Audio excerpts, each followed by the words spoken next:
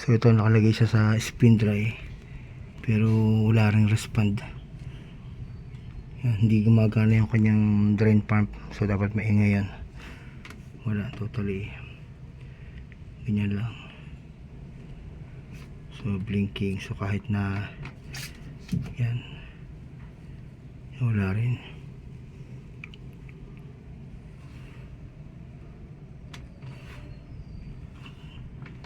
Then kahit sa wash, hindi rin siya gumagana.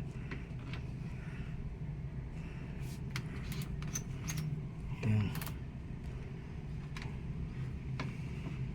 Yan. Yan kahit sa cotton. Start.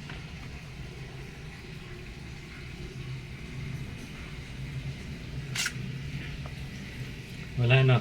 Opo, wala talaga siyang respond. Kaya most probably po yan, dun talaga sa pinaka source talaga. Yung board kasi ang pinaka source lahat na yan eh. Kasi kung ang problem niya sa mga sensor o mga ibang Lipat natin ha. silik niya. Sige pa. Ano ba shot yun?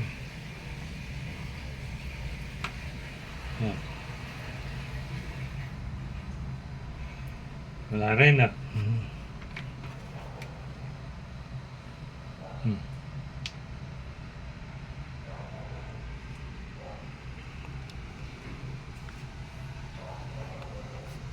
So talagang board problem po talaga yan kapag ganyang symptom. Kasi kapag kasi sensor yan, gagana siya sa isang function.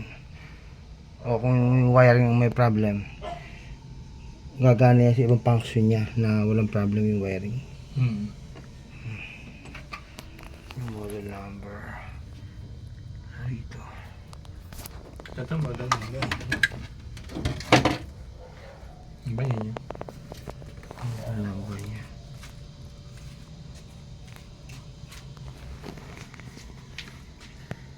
May Beko front load washing machine.